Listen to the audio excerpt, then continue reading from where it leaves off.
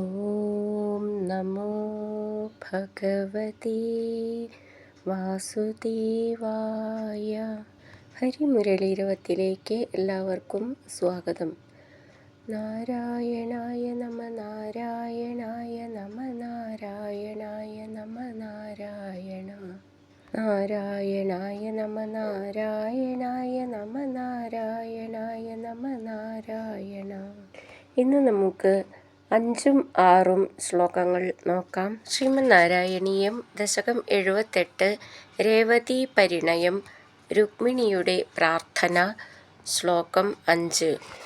ദ്വിജസുതോപി ചതുർണമുപായയൗ തവ പുരം he ദുരാശദുരാസദം മുദമവാപ ച സാദരപൂജിതഃ സ ഭവതാപഹൃതാ സ്വയം. നമുക്ക് ഈ ശ്ലോകത്തിലെ വാക്കുകൾ പിരിച്ചിട്ട് അർത്ഥം നോക്കാം. ദ്വിജസുതോപി ചതുർണം ഉപായയൗ തവ പുരം ഹി ദുരാശ ദുരാസദം മുദം അവാപ ച സാദര പൂജിതഃ സ ഭവതാപഹൃതാ സ്വയം.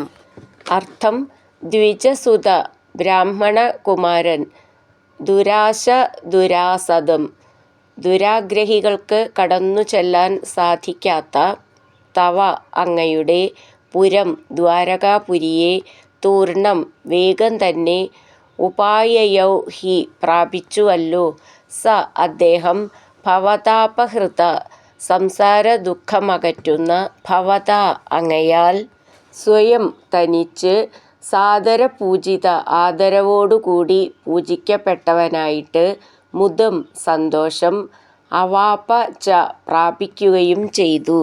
നമുക്കിതിലെ അക്ഷരങ്ങളും അതേപോലെ എങ്ങനെ ചൊല്ലാന്നും നോക്കാം. ദ്വിജസുത അപി ചേർത്തിട്ടാണ് ദ്വിജസുതോപി.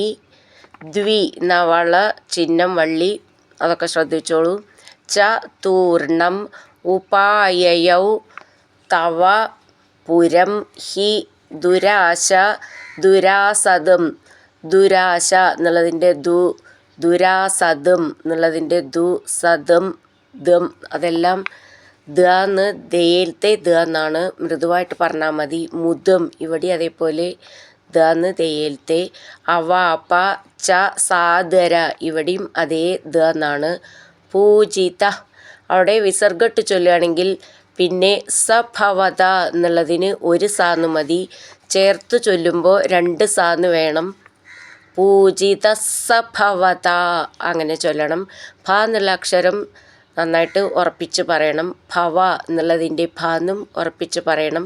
താപ ഹൃതാ സ്വയം. ദ്വിജസുതോപി ചതുർണമുപായയൗ തവ പുരം ഹി ദുരാശ ദുരാസദം മുദമവാപ ച സാദര പൂജിതഃ സ ഭവതാപഹൃതാ സ്വയം. അടുത്തത് 6ാമത്തെ ശ്ലോകം. സ ച ഭവന്തമവോചത കുണ്ഡിനേ നൃപസുതാ ഖലു രാജതി രുക്മിണീ ത്വയി സമുത്സുകയാ നിജധീരതാരഹിതയാ ഹിതയാ പ്രഹിതോസ്മ്യഹം. നമുക്ക് ഈ ശ്ലോകത്തിലെ വാക്കുകൾ പിരിച്ചിട്ട് അർത്ഥം നോക്കാം. സ ച ഭവന്തം അവോചത കുണ്ഡിനേ നൃപസുതാ ഖലു രാജതി രുക്മിണീ ത്വയി സമുത്സുകയാ നിജ ധീരതാരഹിതയാ ഹി തയാ പ്രഹിതോസ്മ്യഹം.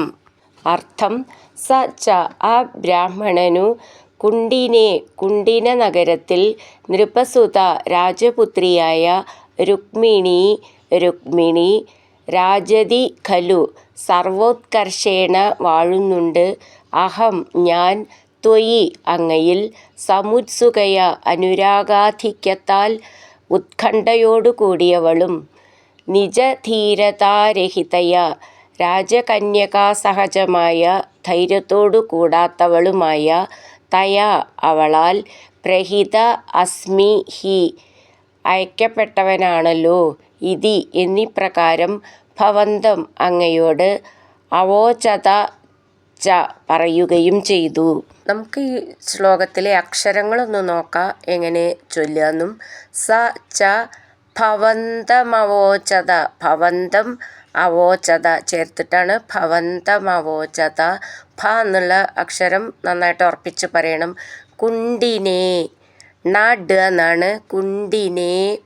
നൃപസുത, ഖലു, ഖ എന്നുള്ള അക്ഷരം നന്നായിട്ട് ഉറപ്പിച്ച് പറയണം. രാജതി, രുക്മിണി, ത്വയി, ത്വ നവള ചിഹ്നം ശ്രദ്ധിച്ചോളൂ. സമുത്സുകയ, സമുത്ത് സു അങ്ങനെയാണ് സു എന്നുള്ളത്. സമുത്സുകയ, നിജ, ധീരതാരഹിതയ. ധീ എന്നുള്ള അക്ഷരം നന്നായിട്ട് ഉറപ്പിച്ച് പറയാനുള്ളതാണ്. ഹി തയാ പ്രഹിത അസ്മ്യഹം ചേർത്തിട്ടാണ് പ്രഹിതോസ്മ്യഹം. സ ച ഭവന്തമവോചത കുണ്ടിനെ നൃപസുത ഖലു രാജതി രുക്മിണി ത്വയി സമുത്സുകയാ നിജധീരതാരഹിതയാ ഹി തയാ പ്രഹിതോസ്മ്യഹം. ഹരിനാരായണ ഗോവിന്ദ, ജയ നാരായണ ഗോവിന്ദ. ഹരിനാരായണ ജയ നാരായണ ഗോവിന്ദ ഗോവിന്ദ ഗോവിന്ദ.